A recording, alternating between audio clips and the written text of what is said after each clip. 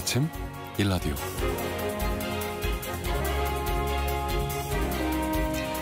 안녕하세요. 오늘 아침 일라디오 아나운서 정은혜입니다. 어제부터 폭염이 한풀 꺾이고 모처럼 바람도 선선해졌는데요.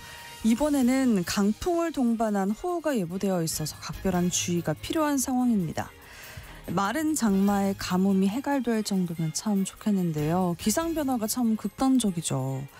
간밤에도 남부와 동해안을 중심으로 일부 지역에 많은 비가 내렸습니다. 남부지방을 중심으로 호우특보가 발효가 되면서 행정안전부가 어제 저녁 6시부로 중앙재난안전대책본부 1단계를 가동했습니다. 이 비가 길게는 내일까지 이어질 예정인데요. 폭염에 일찍 휴가를 떠난 행랑객들은 하천이나 계곡에서 급작스러운 호우로 고립되는 일이 없도록 주의하셔야겠고요. 산불 피해 지역에는 산사태 등 2차 피해 위험이 높아지고 있어서 인근 주민들의 주의가 각별히 필요할 것 같습니다. 이번 한 주는 비 소식이 잦을 전망입니다. 길게 이어지는 많은 비에 대비 잘 하셔야겠습니다. 7월 14일 월요일 오늘 아침 일라디오 출발합니다.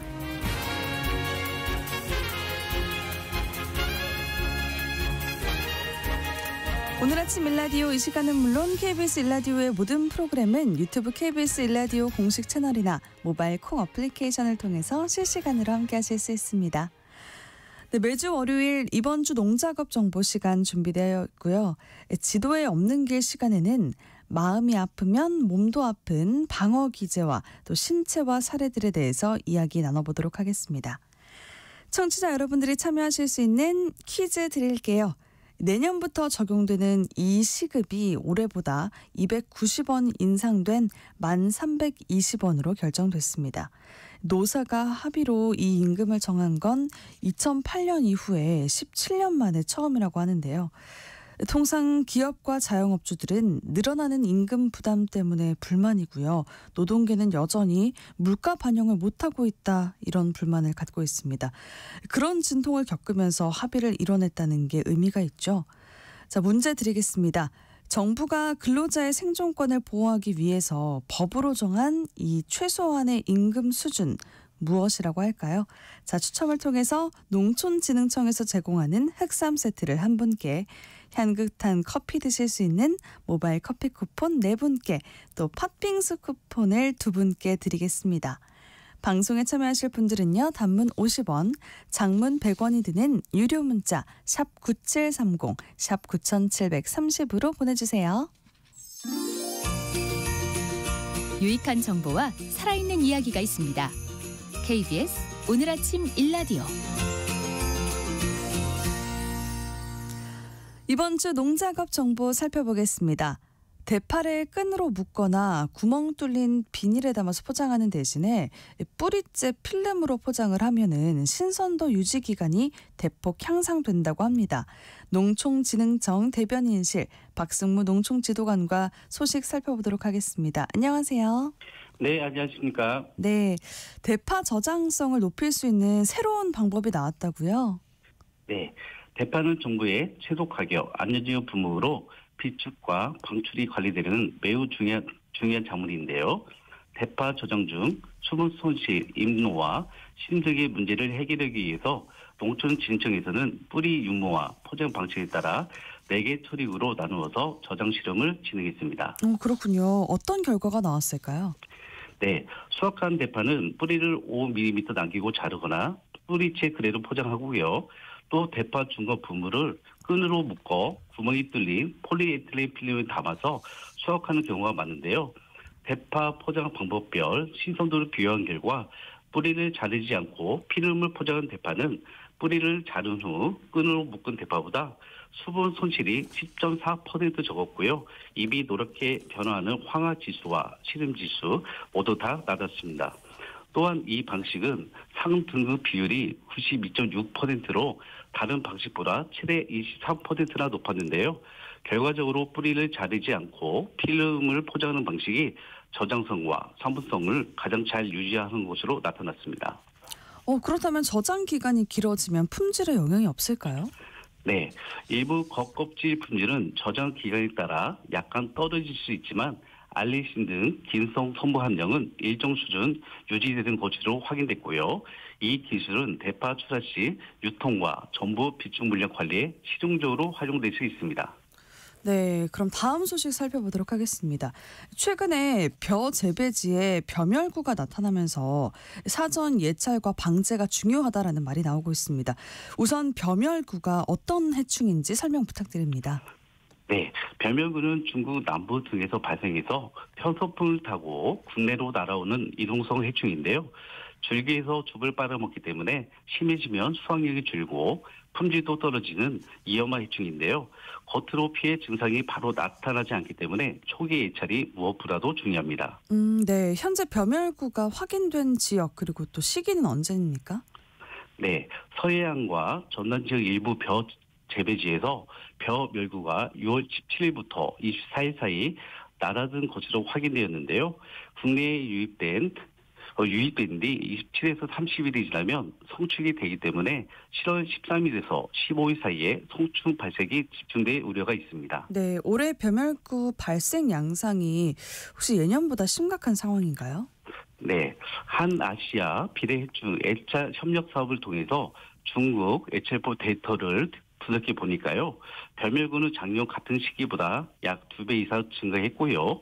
애멸구는 강소성 기준으로 3배 이상 증가한 것으로 확인됐습니다. 게다가 최근 낮 기온이 급격히 높아지면서 해충 증식 속도로 빨라질 우려가 크므로 예년보다 방제 시기를 앞당겨야 합니다. 그렇다면 방제는 언제 또 어떻게 해야 할까요?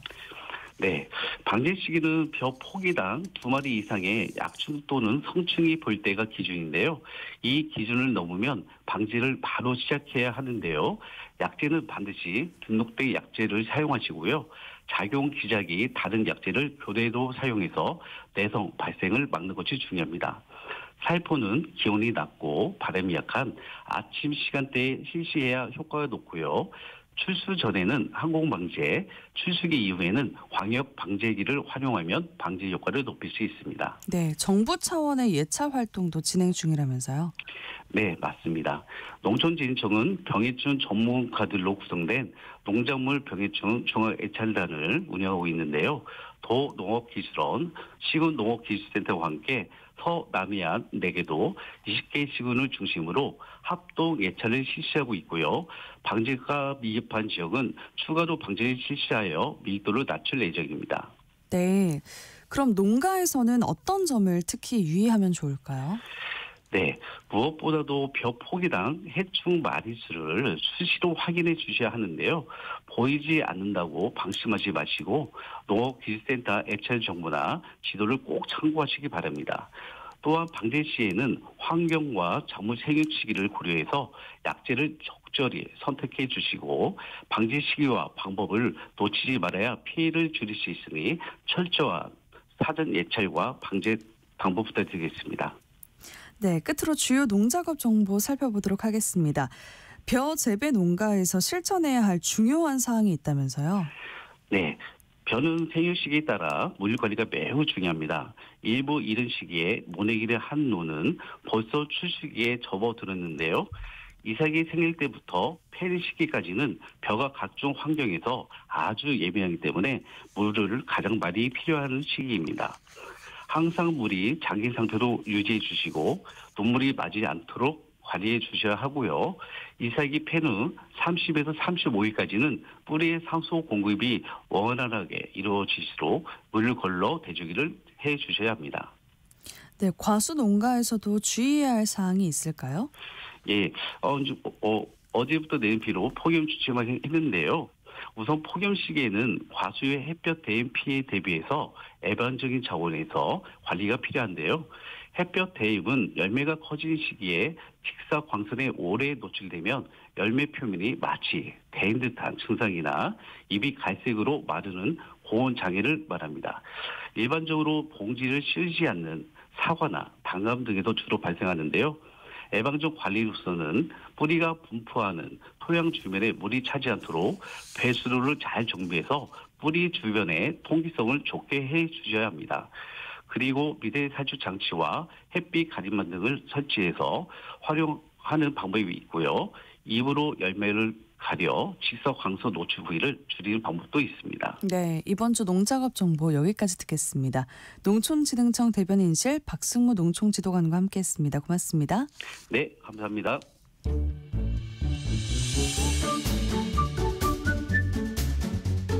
아침을 여는 기분 좋은 습관. KBS 오늘 아침 일라디오.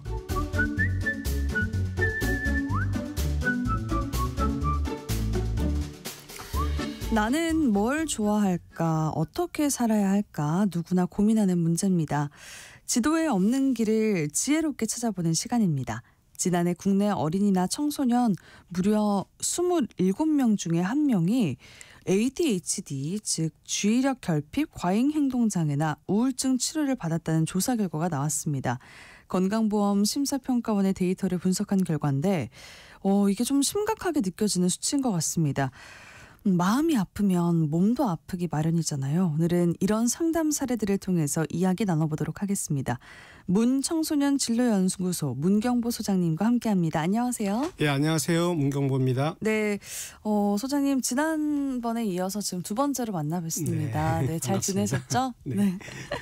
이제 곧 여름 방학이 시작될 시기잖아요. 소장님은 방학에 혹시 더 바빠지시나요? 어떠신가요? 예, 더 바쁩니다. 그래서 여름은 왔는데 방학은 없습니다. 아, 그렇군요. 네.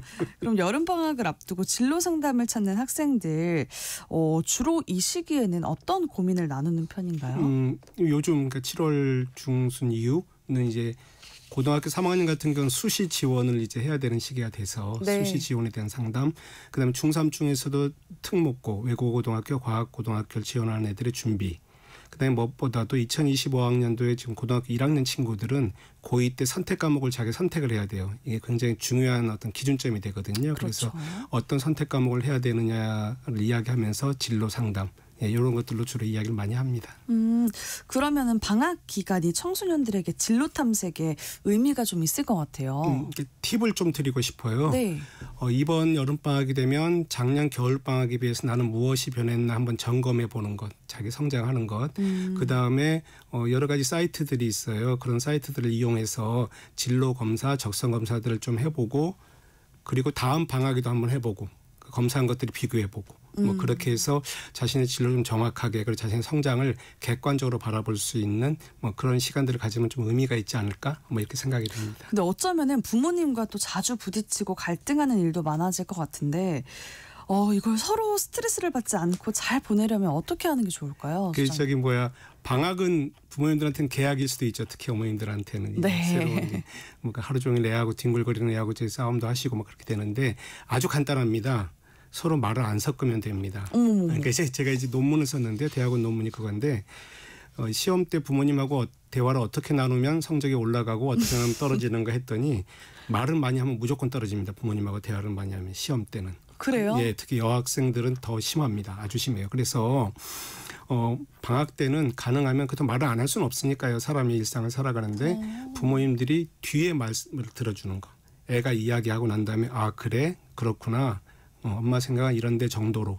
그러니까 설득이라는 것이 보통 귀로 하는 거거든요. 입으로 안 돼요. 그래서 들어주는 식으로 말을 하시고 가능하면은 말을 좀 덜 하시고, 두 번째는 아까 그 친구들을 우리 청소년 친구들 이야기한 것 똑같이 지난 여름에 비해서 이번 여름에 이 아이가 어떻게 변했나 그걸 좀 생각하면서 그 아이와 이 아이는 다른 아이일 수도 있겠다. 다른 아이에 맞게 난 어떻게 해야 되자고 생각하는 시간을 가지시면 좀 편안해지지 않으실까. 그리고 부모님들도 어떤 적성검사 같은 거 성인용으로 많이 있으니까 무료로도 많이 있으니까 해보시면서 나는 어떤 스타일의 사람이고 내가 앞으로 남은 세월은 어떻게 살아가야 되는지에 대해서 생각해 보시는 시간이 되면 좋지 않을까 이렇게 생각합니다. 그렇군요. 서로 대화를 조금은 아껴야 되겠네요. 네. ADHD 그리고 우울증을 저희가 잠깐 언급을 했는데 요즘에 청소년도 그리고 또 사실 어른들도 좀 많이 겪는다고 하더라고요. 상담실에 오는 분들 중에서 혹시 많은 편인가요? 많죠. 하다 보면 이게 어떤 상담의 한 부분은 늘 걸려요. 이제 어린 친구들은 ADHD로 걱정하는 부모님들 이야기, 그다음에 성인이고 청소년이다 우울함에 걸리는데 조금 조심해야 될 거는 ADHD가 아닌데 그런 성향을 보인다고 해서 ADHD 환자로 낙인을 찍어버려서 부모님들 걱정을 심하게 하셔서 심하게 하면 아이들은 더 그쪽으로 강화되거든요. 네. 그게 하나가 있고 우울증 같은 경우는 우울증 자체가 문제가 아닙니다. 어떻게 생각하면 우울하지 않은 인생이 어디 있어요. 인생이 늘 해피하고 그런데 그렇죠. 그건 조증이잖아요. 또 그렇게 되면. 네. 그래서 우울증 같은 경우는 우울증 자체에 대한 문제보다도 이 우울증을 좀 이렇게 잘 해결하는 이겨내는 힘이 뭔지에 대해서 이야기를 하는 게 더 중요하다는 생각을 합니다. 그러면 그 ADHD인지 아닌지 사실 병원에 가면 정확한 진단이 가능할 텐데 이게 그냥 상담실에 오시는 분들 중에서 그 쉽게 그걸 구분할 수 있는 방법이 있을까요? 있어요. 예. ADHD의 어린 아이들, 어른인 경우에 조금 정밀 검사가 필요하고요. 행동을 자기 조절을 못하는 거니까 네. 표정의 변화가 아예 없으면 ADHD라고 볼 수가 있습니다. 그러니까 기분 좋을 때도 엄마 안녕 이렇게 얘기하고 기분 나쁠 때도 엄마 안녕 하는데 표정은 똑같은 거예요. 아, 네. 예, 그런데 표정 변화가 막 심하면서 웃기도 하고 울기도 하고 화도 내고 찡그리고 이런 친구들은 ADHD가 아니라 그냥 산만한 아이입니다. 예, 일단은 그렇게 이제 구별하면 되고요. 좀 더 정확한 건 이제 병원에서 정밀 검사를 받아봐야 되는데 ADHD도 정확히는 ADHD 과잉성 행동장애 증후군입니다 하고 판단을 내는 게 아니라 네. 그런 성향이 몇 프로 있습니다 이렇게 판단을 내려요. 그렇군요. 그 오늘은 지난 시간에 잠깐 이야기했던 방어 기제에 대해서 이야기를 들려주신다고 합니다. 방어 기제가 어떤 건가요? 이런 거예요. 그야말로 방어하는 기제인데요. 말 그대로 하면 두렵고 불편한 마음이 생기면 자기도 모르게 무의식적으로 이게 중요합니다. 무의식적으로 자기도 모르게 그걸 방어하기 위해서 어떤 행동들을 해요. 네. 그걸 어른들이 볼 땐 좀 걱정스러운 아이들이 행동을 하는 이유 대부분이 그런 방어 기제를 사용하게 되는 겁니다. 아, 그렇군요. 사실 이렇게 이야기만 들어서는 네. 어려운 것 같아요, 소장님. 제가 예를 하나 들어드릴게요. 네, 예를 제가 학교에서 어떻게 하다 보니까 학부모에 그러니까 어머니 외를 7년간 맞는 남 선생이 됐어요. 이게 흔치 않은 일인데 그래서 학교 축제 때 먹거리 장터를 만들려고 어머니들하고 회의를 하게 됐어요. 네. 그래서 한 7분 정도가 모이게 되는데 6분 정도만 오셨어요. 그래서 막 하다가 어떤 어머니 한 분을 제 앞에서 막 흉을 보는 거야. 그 언니 왜 그래? 부산 오뎅 하지 말래니까 왜 하자고 그래? 걔는 맨날 그러지 않니? 이렇게 서로도 막 흉을 보세요. 그 자리에 안 계신 한 분을. 근데 그 언니가 나타났어요. 그랬더니 그 흉을 보았던 가장 흉을 많이 보았던 그 어머니가 언니 일로 와 자리 여기 있어 하고 굉장히 친절하게 대하는 거예요. 네. 방금 전까지 흉을 봤는데 네네네. 그게 뭐냐면 그게 방어 기제예요. 방어 기제 중에 반동 형성이라 그래요. 속마음과 겉마음이 다른 거예요. 그러니까 왜냐하면 뒤에 불편한 일이 생길까 봐 친절을 더 과잉 친절을 베푸는 거죠. 어머머. 그런 걸 갖다 우리는 방어 기제라고 그래요. 그래서 아까 말씀드린 것처럼 방어 기제는 두렵고 불편한 마음 때문에 앞으로 그 생길까 봐 자기도 모르게 어떤 행동을 하는 걸 방어 기제라고 합니다. 그렇군요. 그 청소년들은 그 방어 기제를 어떻게 나타내나요? 많죠. 오늘 말씀을 드릴 방어 기제도 그중 하나인데 갑자기 몸이 아프다든지 또는 막 이렇게 소위 우리가 학교 폭력 일으키면 애들 행동하라고 그러잖아요. 거친 행동. 네. 이제 영어로 액팅 아웃이라는 거친 행동을 한다든지 아니면은 소극적 공격성이라는 방어 기제도 있어요. 되게 그냥 학교를 안 가버리는 거예요. 그러면 엄마 아빠는 걱정되고 자기는 손해 보잖아요. 네네. 예. 근데 그것도 방어 기제예요. 아, 그렇군요. 네. 네네네. 그래서 그저 방어 기제가 어른들에게서 많이 나타나는 행동인 건지 청소년에게 많이 나타나는지도 궁금해요, 소장님. 한 5살 이후부터 생애 전반에 걸쳐 나타납니다. 아, 두루두루 나타나는 거네요. 그래서 어른들도 아기처럼 방어 기제를 쓸 때가 있고요. 네. 심지어는 청소년도 어른처럼 방어 기제를 쓸 때가 있습니다. 이제 자세한 내용은 뒤에 이런저런 말씀을 드릴 텐데 네. 일생에 걸쳐서 이 방어 기제는 나타납니다. 그러면 청소년들이 두렵고 불편한 마음에 혹시 더 취약한 이유가 있을까요? 이런 방어 기제를 사용하는 심리가 뭔지 궁금합니다. 네. 방어 기제는 일종의 사회적인 상황이에요. 무인도에서는 사용 안 해요. 다른 사람과의 관계 속에서 나의 행동, 포지션을 잡는 건데 청소년들이 이 취약한 이유가 어른들에 비해서 경험이 적죠. 마치 이렇게 비유하면 어떨지 모르겠는데 첫사랑을 시작하게 되는데 짝사랑으로 시작하는 거예요. 두렵고 네. 제대로 될까? 내가 저 사람하고 맞을까? 이러면서 불편해지기 시작하는 그 행동도 어색해지고 그런 이제 청소년들이 방어 기제가 더 취약하죠. 어른들은 경험하고 나니까 뭐 한잠 자고 나면 괜찮겠다 이런 생각도 하는데 그때는 다 그러지만 네 그렇게 됩니다. 그렇군요. 근데 말씀을 듣고 보니까 어른들이 그런 행동만을 보고 걱정하고 판단하기보다 뭘 불편해하고 또 두려워하는지 그 마음을 보려는 모습이 먼저 것 같다라는 생각이 듭니다, 소장님. 예, 맞아요. 그 에피소드가 하나 있는데요. 네. 제가 우리 아이 마음 바라보기라는 제목으로 강연을 했는데요. 네. 갔더니 현수막이 우리 아이 마음 바로 보기로 써 있는 거예요. 바라보기가 아니고 바로 보기. 근데 이게 잘못 쓰여진 건 아니죠? 잘못 쓰여진 거죠. 아, 그랬군요. 저는 바라보기라고 원고를 드렸는데 네. 그분이 순간적으로 바로 보기로 착각을 하신 거예요. 근데 아이들을 갖다 바로 고치려고 하다 보면은 어긋날 경우가 많거든요. 바로란 기준도 그렇고 그래서 바라보는 것. 그러니까 방어기제 하는 행동 자체를 거 갖고서 뭐라고 이러고 중얼중얼하고 이렇게 저희가 흉을 보고 고치려고 하는 것보다는 네. 왜 그 방어기제 이렇게 했는지 그 어떤 원인을 찾아봐야 되고요. 방어기제는 또 다른 말로 적응기제라고도 그래요. 세상에 적응하기 위해서 살아보려고 그 아이가 애써서 하는 행동이에요. 어쩌면 그 방어기제를 사용하지 않으면 더 큰 불편한 상황이 그 아이에게 벌어질지도 몰라요. 그래서 자기 나름대로 살아보려고 애쓰는 적응 기제이기 때문에 아, 이 아이가 지금 애쓰고 있구나. 크느라고 저렇구나. 또는 서로에게도 아, 살아내려고 그러는구나 하고 애썼다고 도닥도닥거려주는 마음이 되게 필요하죠. 네. 김수현님께서 부모님은 아이들을 지켜보라는데 힘들죠라고 보내주셨어요. 네. 그게 왜 힘드냐면 바로 제가 자주 이야기하는데 바라보는 사랑이 시작되는 거예요. 제일 힘들어요. 마치 등대처럼 같이 항해를 할 수 없는데 빛만 비춰줘야 돼요. 기다리고 또 기다리셔야 돼요. 네. 언제까지 기다리냐면 힘이 없어서 기다리지 못할 때까지. 아, 그렇군요. 네. 대신 그러려면 에너지가 다 소진되고 부모님도 자기 삶이 있는데 억울하잖아요. 그렇죠. 예, 그래서 아이가 더 이상 내가 아이에게 영향을 끼칠 수 있는 영역이 줄어든다 생각하면 아, 이제는 부모로서가 아니라 한 인간으로서 나의 삶에 대해서 돌아볼 시간이 됐구나. 그래서 이제 내 삶을 좀 찾아가는 시간이 됐구나 해서 조금씩 자신의 삶에 대해서 고민을 해보셔야 될 것 같습니다. 네, 그렇군요. 임수성님께서 잔소리하지 말아라. 그냥 들어주는 것 이렇게도 보내주셨어요. 네네. 이게 부모님으로서는 정말 제일 힘든 것 같아요. 네. 그렇죠? 그러니까 한꺼번에 바꾸려면 뭐든지 힘들죠. 네. 사람이 익숙한 것하고 헤어지는 게 제일 어렵잖아요. 그래서 이런 생각 해보셔야 돼요. 잔소리하고 농담은 어떤 차이가 있냐면 농담은 약간 거짓말인데 즐겁고 잔소리는 사실인데 힘들잖아요. 네. 그러니까 뭐냐면 잔소리를 하셔야죠. 뭐 하던 걸 어떻게 중간에 안 해요. 근데 짧게 하시고 줄이시고 종류도 좀 줄이시고 말 길이도 줄이시고 이런 식으로 해서 짧게 하고 줄이는 그런 연습을 좀 해보셔야죠. 차근차근 연습이 필요하겠네요. 네. 그런데 그 방어 기제에도 여러 종류가 있다면서요? 네. 그 상담하시는 분이나 심리학자들이 얘기하는 방어 기제가 각양각색이에요. 네. 그러니까 수십 가지에서 수백 가지가 있는데 저는 크게 상담하는 사람으로서 세 가지로 분류해요. 어떻게요? 사람이 태어나면 이제 본능을 갖고 태어나잖아요. 그리고 사람하고 사회적인 어떤 생활을 하면서 양심을 이제 갖게 되는데요.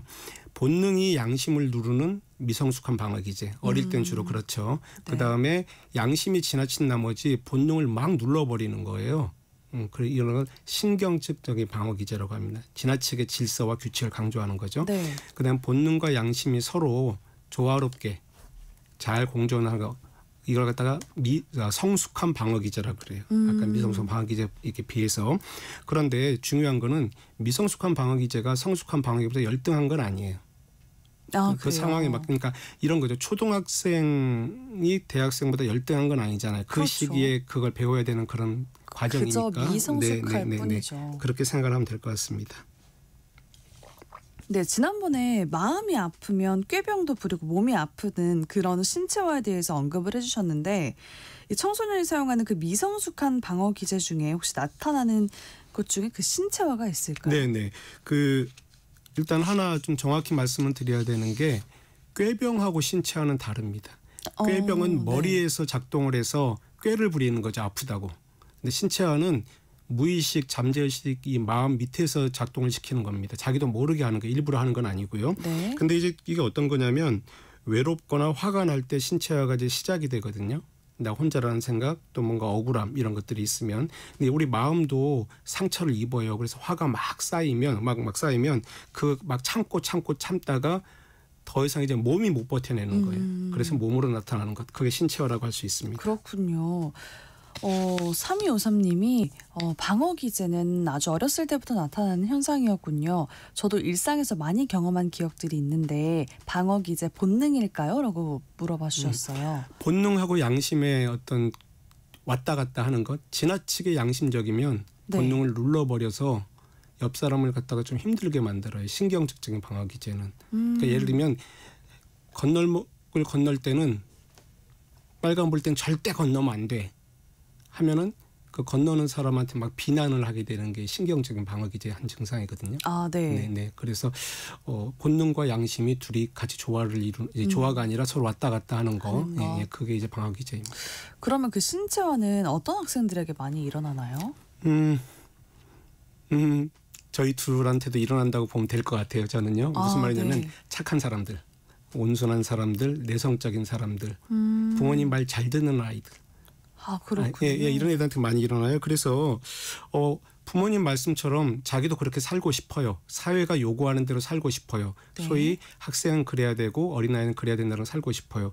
근데 나이가 세월이 갈수록 그게 잘 안 돼요. 초등학교 때는 성적이 좋았는데 중학교 2, 3학년 올라오면서 자꾸 안 되고 그러니까 자기의 기대치만큼 이게 잘 안 되는 거예요. 또 마음속에서 하기도 싫어지고 이제는. 네. 그래서 그런 친구들이 자신의 삶은 소중한데 자신의 목표에 도달하지 못해서 자존감은 바닥을 치고 그런 친구들한테 신체화가 많이 일어납니다. 아, 그렇군요. 그러니까 말 잘 듣고 또 잘 참는 친구들한테 많이 일어나나 봐요. 네.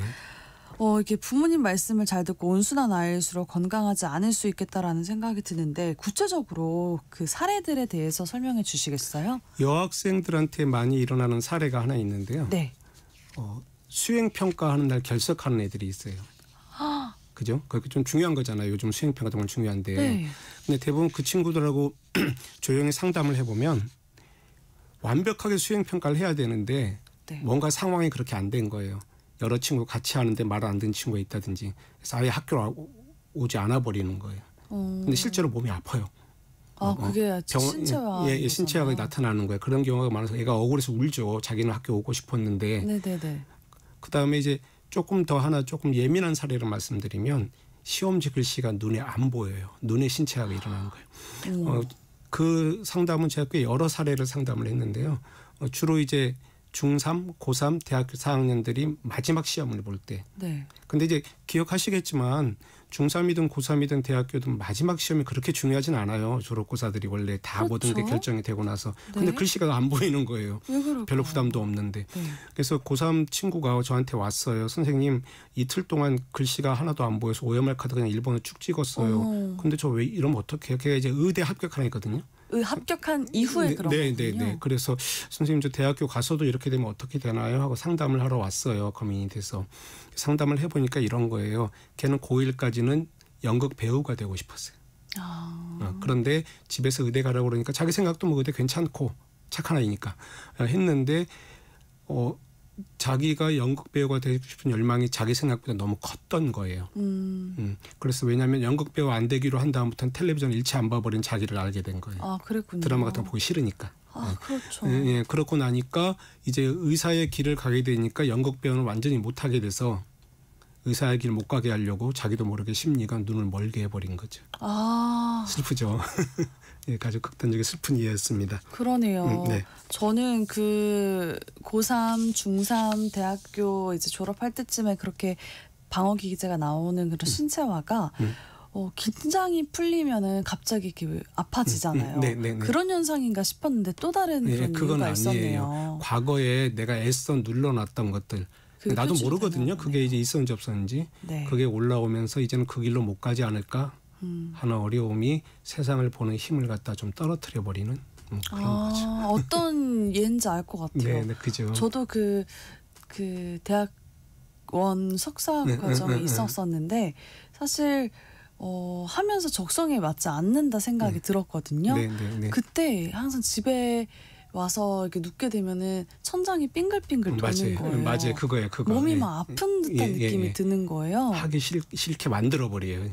할 수 없게 지치게 만들어 버려요. 네, 그것도 약간 같은 신체화예요. 신체화였군요. 네. 그러면 아까 말씀해주신 그 친구는 의사의 꿈 포기하고 연극의 길로 갔을까요? 어떻게 되는지 궁금합니다. 이제 텔레비전 드라마에 나오는 스토리고요. 네. 예, 지금 의사 되기 위해서 열심히 최근에는 좀 이런저런 복잡한 일들이 국가적으로 있어서 뭐 이렇게 흔들리고 있지만 의사의 길을 그래도 차분히 잘 가고 있고요. 네. 어떻게 해서 의사의 길을 잘 가게 됐냐면 이제 부모님하고도 이야기를 했어요. 그래도 뭐 전부 다 그런 건 아니지만 어쨌든 성적이 좋고 의대 간 친구는 귀한 제자잖아요. 다 그렇지만. 네. 그래서 부모님하고까지 상담을 했더니 아버지가 아주 훌륭한 분이셨어요. 유럽 여행, 배낭여행을 아들하고 간 거예요. 한 달 반 정도. 갔는데 어떻게 하시냐면 얘기를 했는데 나는 너에게 한마디 말도 안 하겠다. 네가 뭘 물어보면 대답은 해주마. 대신 보호자로서 너 뒤에 있을 테니까 너는 너하고 한번 이야기를 해봐라. 아까 말씀해 주신 그 지켜봐 주신 네. 그걸 전 말씀 안 드렸는데 아버지가 그렇게 하신 거예요. 왜냐하면 아버지도 화가가 되고 싶었는데 꿈을 포기하고 기업인이 된 분이셔서 그래서 배우로 갈지 의사로 갈지 한번 생각해봐라. 네. 그러고서 한 달 반 동안을 쭉 여행을 하면서 애도 아주 현명하게 배우가 되고 싶어 했던 왜냐면 의사가 되기 싫은 건 아니니까 배우가 되고 싶었던 자기를 이렇게 떠나보내는 작업을 하고 그러니까 어떤 새로운 것을 만날 때는 원래 있던 소중한 것들하고 이별하는 의식을 좀 했어야 되는데 그걸 제가 못했네 하고 굉장히 어른스럽게 이야기를 하면서 이제 시력도 잘 확보되고 뭐 그런 신체화를 극복하는 그런 상황이 있었습니다. 그렇군요. 그 스스로 결정한 시간을 갖도록 한 그 부모님도 현명을 했고요. 아들도 힘든 시간을 보냈는데 자신에게 맞지 않은 길을 맞는 길을 또 잘 찾게 됐다는 굉장히 이상적인 사례인 것 같습니다. 그 현실은 잘 극복하지 못하고 있는 그 힘든 경우들도 꽤 있을 것 같아요. 살펴볼 만한 다른 사례 있을까요? 예, 지금 말씀드린 의대 친구는 약간 아름다운 사연이죠. 그거는 아름다운 사연인데 현실 속에서 이제 예를 들면 우리 반 애가 조퇴를 시켜달래요. 근데 제가 조금 이렇게 지독한 담임이에요. 그래서 왜? 그랬더니 병원에 가야 된대요. 그럼 저는 손잡고 학교 앞에 지정병원으로 제가 직접 가요. 네. 꾀병인지 아닌지 보려고. 네. 갔더니 아무 이상이 없어요. 그래서 그래 쉬고 싶어서 아주 하면서 저 다시 학교로 데려왔어요. 네. 근데 5교시에 맹장이 터져버렸어요. 실제로. 네. 어머. 신체화가 진행되면 병으로 그게 나타나거든요. 네. 그러니까 이게 힘든 거죠. 아프다고 애는 호소하는데. 이게 꾀병일지 정말 신체화일지. 그러니까 이제 왜냐하면 조금 더 한 단계 제가 들어가서 애한테 야, 너 조퇴하고 뭐 하려고 그랬었어? 하고 이제 물어보고 얘기 들으면 되는데 그 얘기를 전혀 안 듣고 아픈 것만 제가 집중해서 야단을 친 거예요. 네. 그다음에 두 번째는 제 친구인데 얘가 배가 아프대요. 그래서 병원을 막 다녔어요. 병원을 막 다녔는데 병원 쇼핑을 한 거죠. 동네 병원서부터 나중에 종합병원 갔어요. 네. 아무 이상이 없다가 종합병원에서 위에 문제가 있다는 게 발견됐어요. 그래서 이 친구가 그래요. 우리 아저씨 아줌마들 하는 이야기처럼 역시 병원은 큰 데 가야 돼. 네. 근데 우리 교수님이 그 친구 보더니 그 얘기 했어요. 거꾸로 했어도 자네는 똑같은 얘기를 했을 거라고. 큰 병원을 먼저 가고 이상이 없다고 되고 쭉쭉쭉 와서 동네 병원에서 하면 역시 동네 병원이 친절해 이렇게 얘기했을까. 당신의 병을 발견하면 이게 뭐냐면 처음에 안 아팠던 거예요. 나중에 그게 스트레스만 받던 건데 건가요? 나중에 그게 병리로 나타나는 게 그게 힘든 거예요. 신체화는 계속 하다 보면요 실제 병으로 나타나요. 이게 제일 우리가 힘들게 만드는 일입니다. 선생님도 신체화 경험해 보신 적 있으세요? 전 좀 예민한 사람이라서 요즘도 날이면 날마다 경험을 하는데 어떤 경험을 하시나요? 저는 주로 눈으로 많이 와요. 저도. 근데 이제 우리 눈이 뇌 세포의 일부분이 떨어져서 만들어진 거래요. 그러니까 네. 머리가 아프면 눈이 항상 이렇게 어떤 자극을 받아요. 네. 근데 하나 이제 말씀을 드리면 이런 거예요. 뭐 우리 시대 거의 다 그랬지만 경제적으로 집안이 어려웠어요. 그래서 대학교 1학년 때 과연 이 학교를 계속 다닐 수 있을까 고민할 정도로 그러다 대학교 2학년이 되었어요. 강의실에 이렇게 들어가는데 2학년 봄에 교정에 개나리가 너무 예쁘게 핀 거예요. 그래서 멈춰서서 제가 워낙 꽃을 좋아해서 멈춰서 가만히 보니까 같은 과 여학생이 너 왜 안 들어가? 그래서 꽃이 너무 예뻐. 이거 갖다 심었나 봐. 그랬더니 그 친구가 가만히 보더니 나랑 점심이나 먹자 하면서 너 애썼다 그러는 거예요. 무슨 이야기냐면 그 꽃은 작년에도 거기 피어 있었대요. 근데 제가 너무 힘드니까 교정에 핀 꽃을 못 본 거예요. 그랬군요. 그게 저한테는 약간 슬픈 신체와 얼마나 내가 힘들까. 근데 이제 그 여학생도 집안이 어려웠던 친구라서 저보고 그랬어요. 애썼다. 그 말로 좀 많이 풀린 거죠. 그렇군요. 정말 이게 신체화라는 게 이걸 막을 수도 없는 거고 이게 나중에 나타나는 경우가 있으니까 되게 뭐라 그럴까요? 본인 스스로는 굉장히 힘들 수도 있겠다라는 생각이 드네요. 이게 원인도 모를 것 같고요. 그럼요. 그렇죠. 네, 일단 재난 안내 방송 먼저 하고 이어가겠습니다. 오늘 오전 6시 40분 경북 지역에 강풍 경보가 발효됐습니다. 해당 지역에 계신 분들은 각별히 유의해 주시기 바랍니다. 네, 신체화를 겪고 있는 자녀가 있다면 부모님이 어떻게 대하는 게 좋을까요, 소장님? 우선 첫 번째는 꾀병이라고 이렇게 야단치지 마시고요. 네. 꾀병일 수도 있고 신체화일 수도 있죠, 사실은. 근데 어쨌든 그냥 믿어주시고요. 그다음에 가능하면 대화의 내용 중에서 진로에 관한 이야기는 좀 덜 해주시는 게 좋아요. 그러니까 이런 거예요. 그러니까 공부 안 해도 돼, 건강하게 최고야, 이 얘기도 하시면 안 돼요. 아무래도 그 진로에 관한 이야기가 가장 압박이 심하고 부담이 심할 것 같아요. 왜냐하면 신체화의 원인이 네. 내가 앞으로 잘 살 수 있을까? 이게 원인이거든요. 네, 그래서 그거 말고 그냥 일상적인 생활을 갖다가 재미있게 하는 거, 떡볶이도 먹고 머리핀도 사고 그래서 일상과 이상은 모두 다 같이 소중한 것이다. 그걸 알 수 있도록 부모님들 좀 챙겨주시는 게 좋을 것 같습니다. 그렇군요. 신체화를 겪고 있는 스스로는 자신을 어떻게 돌봐야 될까요? 우선요. 다른 사람이 나에게 이렇게 해주길 바라는 그 모습을 자기가 자기 자신한테 해야겠다는 생각을 먼저 하셔야 됩니다. 예를 들면 신체화를 겪고 있는 애들이 가장 많이 하는 이야기가 미안해, 고마워, 진짜 좋겠다, 이런 말들 참 많이 해요. 예쁜 말이잖아요. 네. 근데 그 말을 자기 자신한테도 자주 해주셔야 돼요. 내 자기 자신한테도 김하늘 미안해, 오늘 좀 열심히 했어야 되는데 노력 못했네, 괜찮아, 그리고 애써줘서 고마워, 이렇게 스스로한테. 왜냐하면 신체화 걸린 친구들은 자기 자신을 비난하는 경우가 되게 많아요. 그다음에 두 번째는 일단 신발을 고쳐 신고 운동화끈을 메고 집 밖으로 나가셔야 돼요. 그냥 몸을 움직여야 되겠군요. 네, 한 30분 정도 좋으니까 걷기도 좋고 가볍게 뛰는 것도 좋고. 네. 그러면서 꼭 운동 자체보다도 생각을 정리되게 집 밖으로 나가셔서 하는 게 좋고요. 제일 중요한 거는 자기를 이렇게 격려하지 마세요. 할 수 있어. 넌 괜찮아. 아니에요. 위로해 주세요. 힘들구나. 애썼구나. 이렇게.